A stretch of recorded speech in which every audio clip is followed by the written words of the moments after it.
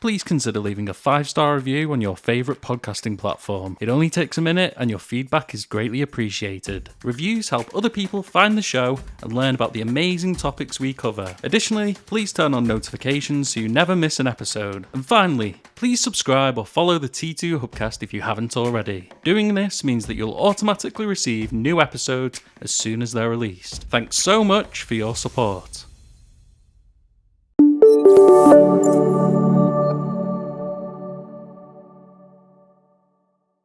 Welcome to the T2 Hubcast with me, Spencer Locker. And me, Tracy Roberts. Morning, Tracy. Good morning to you. Are you good? I am well. And you know what? I was particularly excited this morning because I knew we were coming into a podcast. However, I have absolutely no idea what it's on about. Ooh. So this was the cloak and dagger bit. Yeah. Not necessarily a particularly secretive thing, but you'll see on Monday, Spencer. All right, okay. And those who know Spence know he doesn't like surprises that much. He likes to be able to plan. But knowing Spence as I do, I know he's the right man to step into the booth with me this morning because he'll be treating this with sensitivity, and that's what I needed. Oh, right, okay. Okay, so we're going to talk about something that needs to be spoken about more. Right. We're going to talk about navigating the menopause maze. Right.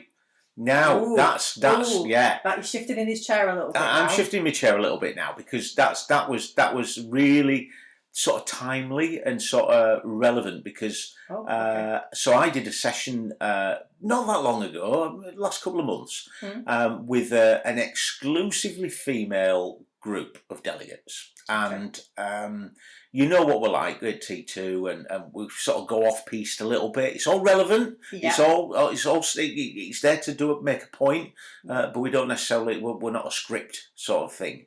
So so I was talking to these ladies, and I was trying to sort of explain a certain concept or explain a situation or something, and I sort of said, look, I'm going to talk about the M word.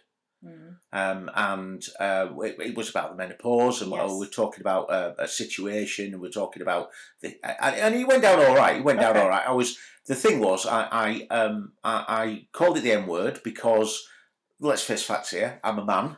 Yes. And with all the EDI stuff that we've been doing, and all this, that and the other, I just thought I didn't want to sort of go steaming in as though I knew what I was talking about, because I obviously don't. You were showing empathy. I was showing empathy, trying to show a little bit of sort of being a little bit tactful. Okay. And the feedback from that session was, one of the bit of the feedback was, I understand what Spencer was trying to do. However, if he calls it the M word, it's always going to be a thing that we've scared to talk about.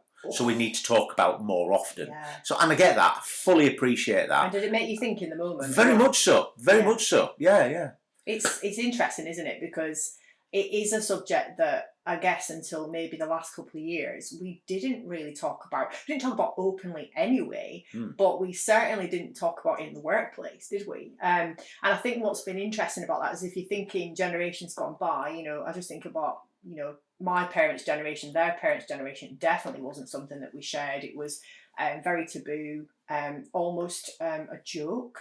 And I think, from a female perspective, maybe quite frustrating, because I think a lot of women that I speak to that talk about going through this, and we're obviously going to talk about it in a little bit more detail, and I guess that it's their experience of it, isn't it? It's a long period of time in your life where things just don't feel in your control. So, of course, we've got to talk about it. And if we don't talk about it openly, then we're not going to, like you say, educate. We're not going to get the support that we need. And essentially, we're not going to become invisible. I sometimes say this to people when you get to a certain point in life, and it usually is about midlife for some women. And this is comments that I hear a lot from people I coach. They feel a little bit invisible because they don't feel like they can talk about these things And, you know, because they're at that period of their life where they don't feel in their prime, so to speak, then they do tend to shrink a little. And that does affect their confidence. So for me, it's really important that we speak about this. And I've got my own reasons for that as well. But just to kind of set people's minds at ease, we're not going to tackle this in one podcast. We're going to take sections of some of the education around this and the things that we advise and that we recommend, and we're going to take it into a bit of a series of a podcast. So yeah, this is the first of many, hopefully. Oh, excellent! I'm looking forward to being educated and enlightened. I have my own reasons, but yeah. I mean, obviously, every day is a learning day, and I think that if you're one of these people now who is reeling a little bit from what Tracy's just said, and you're thinking to yourself, well, it's about the menopause, why should I listen? It doesn't affect me, so why should I listen? Actually, I think you're the one who needs to listen to this. To sit up and listen, for sure. And the thing is, there's so many myths around the menopause. What we're not here to do today is to educate you around all the kind of medical aspects of it, but we're going to talk about the symptoms a little bit, for sure. But what I wanted to start with was a bit of myth busting. Myth busting? Yeah. What, women of a certain age? Oh, yeah, exactly that. But let's do it properly. Okay. So I've written down top 5 myths. Okay. And see if you can go with me on this. So the first myth, after doing research, was that menopause happens suddenly and at a specific age. Yes. Yeah. And I think that does seem to be a generalisation. I'm going to just say this.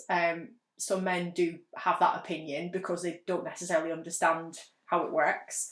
Why that's frustrating for me is that there's a longer kind of piece of the jigsaw that we need to consider, which is that menopause doesn't happen at a specific age. It's very different for each individual.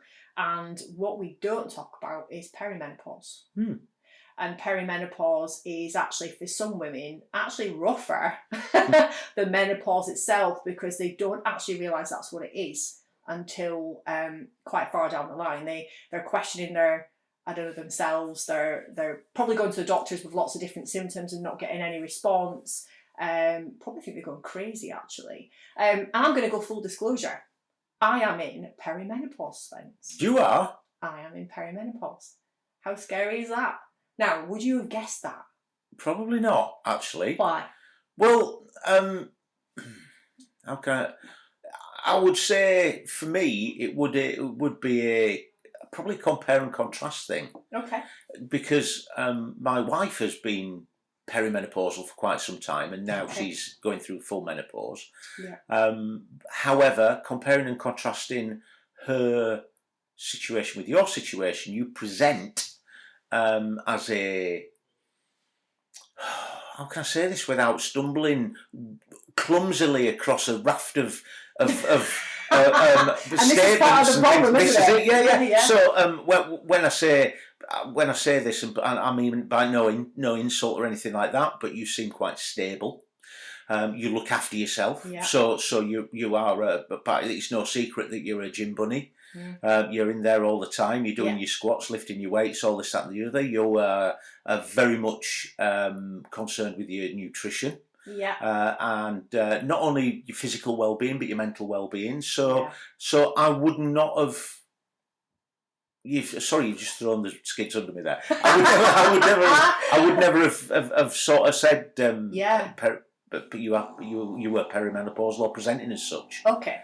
So that kind of leads into the second myth, which is there is an assumption that, as well as that whole thing, it happens suddenly around age, like you say, that most people kind of report that if you ask them like what age that happens, they say usually late 40s into your mid 50s.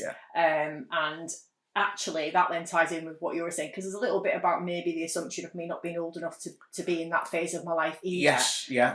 And I think what people need to realise is some people go into perimenopause or indeed menopause in their 30s, depending on their medical situations. Now, for me, it is medical. I've suffered with something called endometriosis since I was probably 14, 15 years old, and it took probably 15, 20 years to even get that on my documentation in the doctors, because and for those of you who've got endometriosis that are listening, you'll probably feel my pain literally, because you go around in circles and they're convinced it's not that, and then they find out it is that. And for me, it then led to problems my whole life with pain and managing pain, etc. But also down to when you come to conceive and you want to have children, there's a risk that might not happen, or if it does, you get complications. And for me, it was that it was really hard to actually have a child. So I did have a child, so I feel very, very fortunate. However, I have had severe pain my entire life with this condition. And one of the things that they did say to me was that quite often that can be tied in with going into early perimenopause. So about 3 years ago, I started to get some really weird symptoms, which actually did tend to tie in with a stressful time in my life, I'm not going to lie, which is why it felt like I was going crazy. And I was going back and forth to the doctor with really, really weird symptoms. So some of it was severe anxiety attacks, which I, by the way, I still suffer from. I don't think everyone would kind of guess that about me, but from time to time I do. Severe like joint ache, like I am a gym bunny, but this was beyond what you'd ever expect. Like it felt like my elbows were going to fall off, you know. It was really horrific. Really bad migraines, chronic like tiredness. Like I'd sit down after work, and I know we all have a bad day, but I'd literally, as soon as the dog sat on my lap, I was fast asleep, you know, and all these weird things. And I went to and from the doctor, saying, look, I've got what we were going to talk about later called brain fog. I think I've got that as well. Doctors weren't very helpful, kept telling me to go away. Did a few hormone blood tests, said it wasn't that, which I was completely convinced that they weren't reading it correctly. And it probably took about 18 months. And then at one point, someone turned around to me and said, it might be fibromyalgia. It just gets better. Yeah, it just gets better. And for me, it was like, oh, hang on a minute. So how have we gone from me telling you I think I'm in early perimenopause, and I really understand my body, because like you say, I'm very in tune with it. And then you tell me I've got fibromyalgia, which is essentially something that they use as a term when they can't give anything else a reason. So I was really upset about it. And then I finally got to talk to one person, just this one medical person, who was like, hang on a minute, explain this to me again. Read my documents, read my blood tests, and said, you're in perimenopause. And I was like, well, how come so many people have said not? And she said, well, they haven't added everything together properly, and essentially that's where you are. And I know this sounds weird, but I really did breathe a sigh of relief, because I was like, I am not crazy. I genuinely thought I was going mad. A lot of it was mental. For someone like me who likes to be in control of my life, and I do take control of my life, as you said, I eat well, because I've always had IBS, because of my endometriosis, etc. I thought, you know, at least I understand now what's happening to me.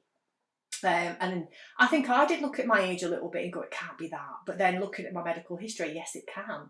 And I've got a history in my family of problems like that. My sister, my mum, and I think my grandparents' side had problems as well. So I think the key thing to recognise here is it's not about it happens at a set time and that's it. It's not about age. The third thing is, some people think that it's all just about your reproductive organs.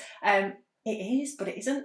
It's also all those things I've just been saying there: joints, bones, mental health, cardiovascular health, mood, weight, all those things all tied in. So it's not just the reproductive bits. Because quite often when you talk to a guy about it, they go, down there, it's all down there, isn't it? It's like, no, it's not. It's really not. And I think, yeah, that hopefully that gives you a little bit of an indication as to, we can't judge it. It's different to everybody, you know. And then the last two that I've written down here for myths that tie into that is HRT is the main treatment. It isn't. Yeah. So you just actually told whoever's listening today how I manage. I manage it through lifestyle, diet, exercise, alternative therapies, and things that make me feel good. And it's very personal to all. When we get into, you know, perimenopause or menopause, some women do need to go on HRT, and that is their choice. And sometimes it's life-changing for people, but it's not the only option. And we do associate HRT with menopause, don't we, straight away? And then the last one that I wrote down was that some people assume that menopause is going to be exactly the same for everybody. That's totally not true. Everybody has a different experience. It's just the same as a woman having a menstrual cycle. Some women have a menstrual cycle and barely notice it's happening. Some are in extreme pain with it. menopause is very, very similar. You can talk to a whole room of women and it will show up differently. You know, perimenopause sometimes is worse than the menopause for some women, and there's a lot of research around that.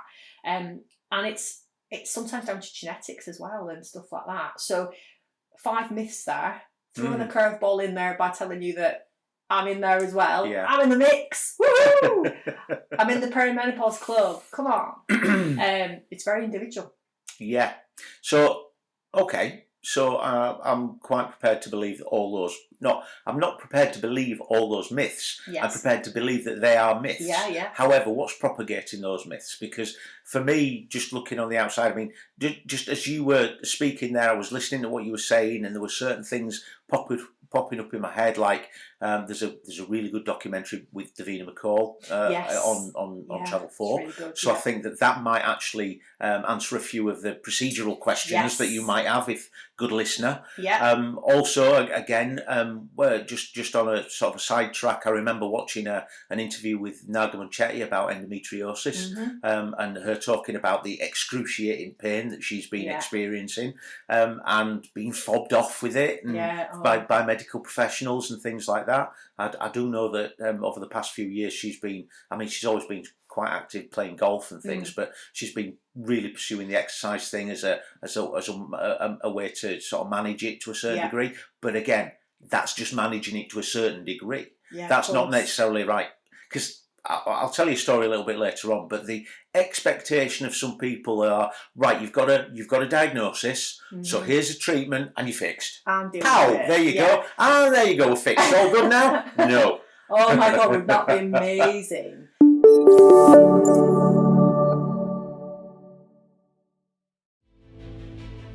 The next T2 Leadership Retreat will take place on the 7th to the 9th of May 2024. To book your place on the ultimate leadership development experience from the People Performance People, or for more information, please visit www.trans2performance.com. So between perimenopause and menopause, there's like so many different symptoms, and like I said, everybody is going to have a different set. Irregular cycles is your first thing. Sometimes, obviously, that's a giveaway for a lot of women going into one of those periods. Night sweats, hot flashes, suddenly just realising that, you know, everybody else seems totally cool in the room and you're not, and then you feel very exposed as well, because it's quite obvious that you're, you know, suffering with that. Mood swings. I know we joke about that with women and their menstrual cycle, but this is sometimes throwing people into depression, you know, almost, and you know, it's pretty scary stuff. You know, sleep disturbances. This is a big one. Insomnia and just going through periods of 2-3 nights of not sleeping, and of course that then doesn't help some of the other symptoms as well. Weight fluctuation, usually a little bit on, but sometimes it can go the other way for women. Bone density changes, which I want to land on at some point, because you know my feeling on weightlifting and weight training. And cognitive changes, how that shows up in most people is brain fog, and that's sort of mental cloudiness and kind of which can lead to frustration and disorientation, and sometimes that's made worse by that lack of sleep. Yes, can I just jump in there at that point, because I recently had a situation where, I mean, I won't go into obviously no names, no companies. I'm not going to betray any confidences or anything like that. I won't even tell you the full story. However, we were working with somebody, an organisation, and working with a certain person in that organisation who had been in that organisation for quite some time, very experienced lady. However, she had been put on a personal improvement plan, professional improvement plan, because her work was dropping off a cliff a bit. So she was to do with finance and things like that. And obviously with finance, things have got to be right, haven't they? For a long time, she was nailing it. And then suddenly she wasn't nailing it. So over a period of time, this was noticed, and she was put on this improvement plan. And then she went to the doctors because she wasn't feeling right. There was a couple of other bits and pieces. Went to the doctors. Bang, you're in menopause. Oh right, okay. So you're in menopause. and as the doctor said, this is going to explain things like brain fogs that you have, because she was saying that as she was sitting there looking at the computer, numbers were swirling around, she was easily distracted, there was all sorts of things going on, and this was impacting on her work. So yes, we've got a diagnosis. The problem then was, well, twofold. Firstly, HR was involved in this improvement plan that she was on, but they continued to treat the menopause diagnosis and the lack of quality in her work as two separate things. When actually one was. If you sit back and you go, right, I'm not surprised that the quality of her work's going down because she's experiencing brain fog because of the menopause. So you can't treat them. They're not mutually exclusive. They're absolutely. And this was incredibly frustrating for her because she's sort of turning around and she's thinking that, well, HR are thinking, well, yeah, I'm going through menopause, but they're also thinking I'm crap at my job, which is not right. That's not right. The second part of that bit is the fact that when she got a diagnosis, she was given some treatment. She was given a bit of time off work. And when she came back to work, HR went, so you're all fixed then? Yeah, all fixed. Yeah, you've got some pills, you've got something, so crack on then. Well, actually, no, it's not that simple and straightforward. So, and again, when we start talking about things like this, when we start talking about propagating those myths, if we're not talking about things, so if you're going through a period, if you've got defined or pretty sure that you've got menopausal symptoms, but I'm not old enough, so it can't be. Well, actually, that's propagating the myth of you've got to be of a certain age. But also, it's sort of thinking, it's driving you crazy because you're thinking, well, what's wrong with me then? That's exactly what's wrong with me? Why am I like this? Because it can't be that because this happens then. And so, we've got to say, sometimes even the medical professionals cause that. The amount of people I spoke to and was adamant of my symptoms and what it probably meant, to the point that I was completely convinced at one point that I'd got it all wrong, I was going mad, and that I had, fibromyalgia. That led me down a path of, oh my God, how can I control this, And then it took for me to essentially put my foot down a little bit and say, no, I know my body better than you do. And then actually just get this one medical professional that just listened and went, you're right. And I'm going, okay, like, I don't always get it right, but for me, just that moment of not feeling crazy. And you're absolutely right. You can't then just click your fingers, take some, people talk about HRT being this magic drug. And for some people it really is, and that's just what they need. But for other women, particularly if you're perimenopausal and you're just starting to go through that transition, or, sometimes it just doesn't agree with every individual and they like to do it more naturally. And so for me, I think the biggest thing is to think about the individual as an individual, because the journey through either of those phases is going to be completely different. How they deal with it, emotionally, physically, it's going to be completely different. So in every organisation that I work with, I always say when we're talking about this subject is taking it as it is, talking about it and creating a safe space for that conversation to happen, but also look at everybody as an individual. So when you are having conversations with people who have got these symptoms or are going through a tough time, it's really about listening and picking up on what's making the big difference to them. So for some people, brain fog is one of those big things. All of a sudden they've gone from, the same time every day, because I noticed there was a bit of a pattern in me for a while, that there was a certain point of the day where it was worse, as an example. So I know you go through your energy distribution cycle as a human and you know where your peaks and troughs are generally, don't you?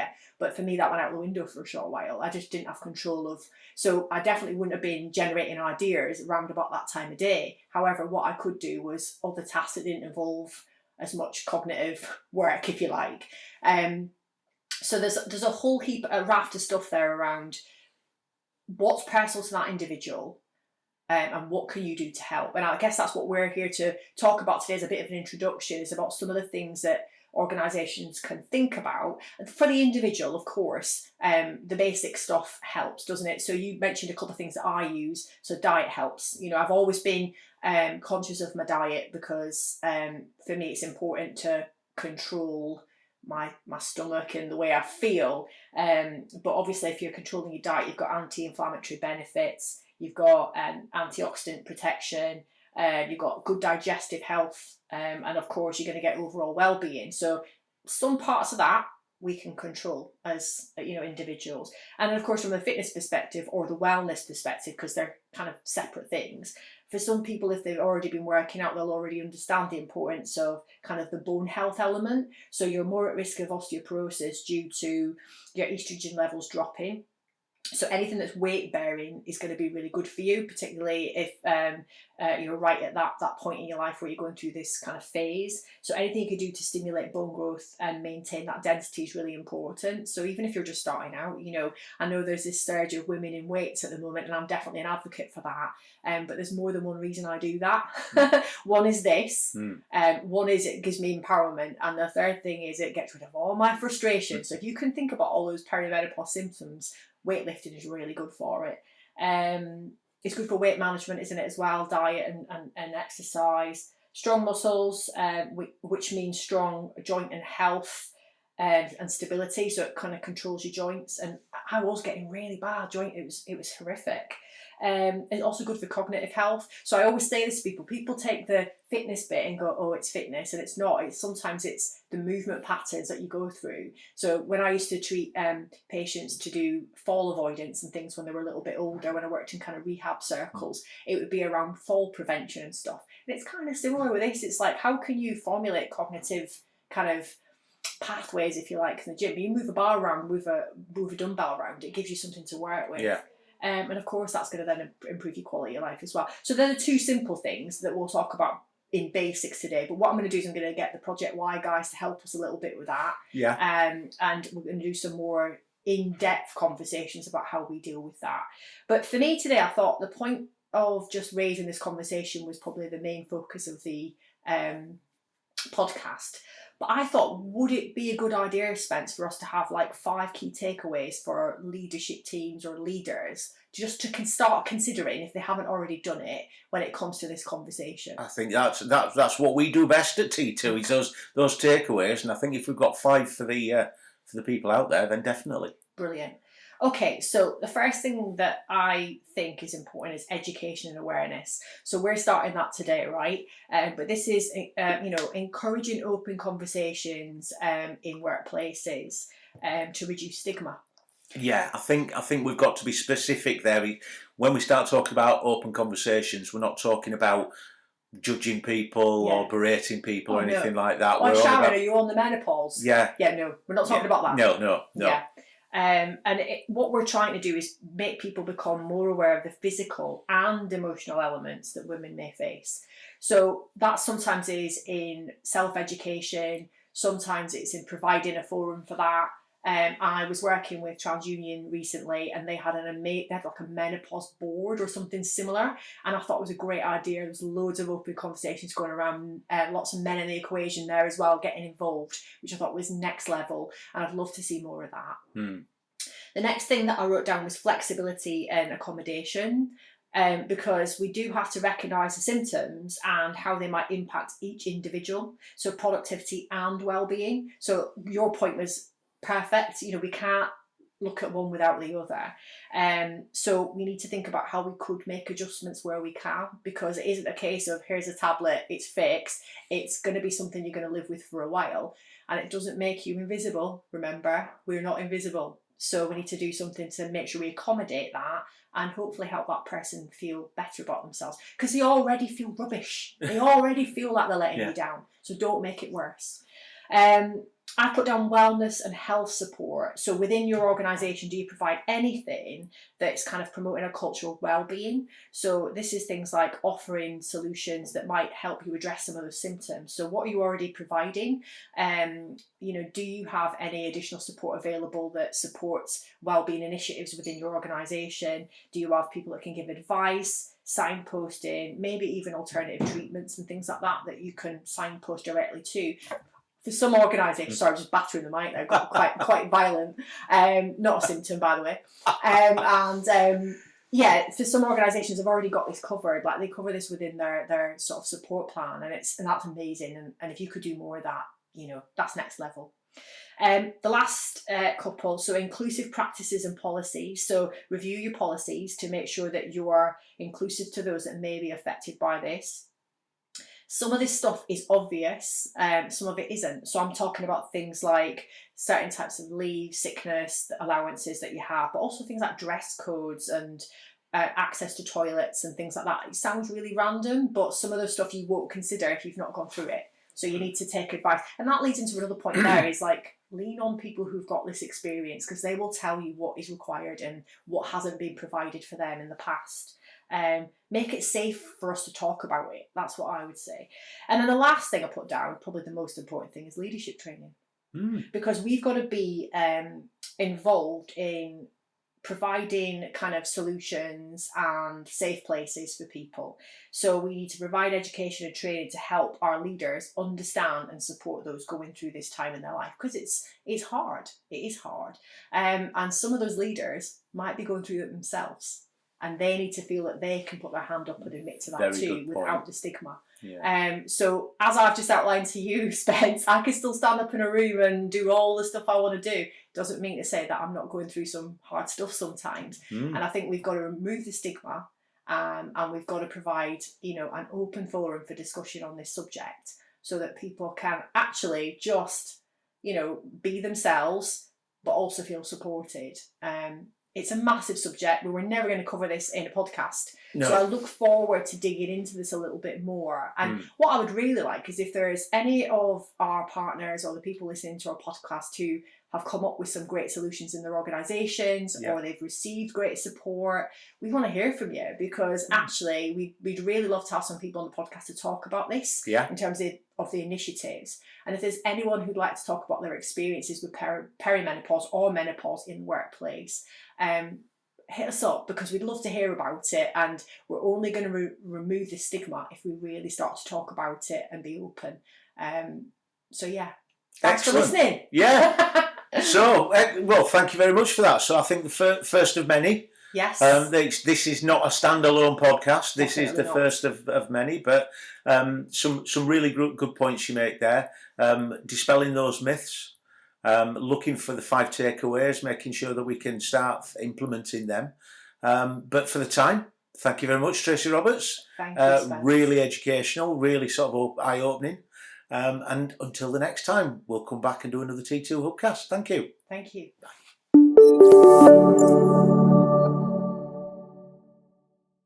Hi listeners, I hope you enjoyed this episode of the T2 Hubcast. If you did, please consider leaving a 5-star review on your favourite podcasting platform. It only takes a minute and your feedback is greatly appreciated. Reviews help other people find the show and learn about the amazing topics we cover. Additionally, please turn on notifications so you never miss an episode. And finally, please subscribe or follow the T2 Hubcast if you haven't already. Doing this means that you'll automatically receive new episodes as soon as they're released. Thanks so much for your support.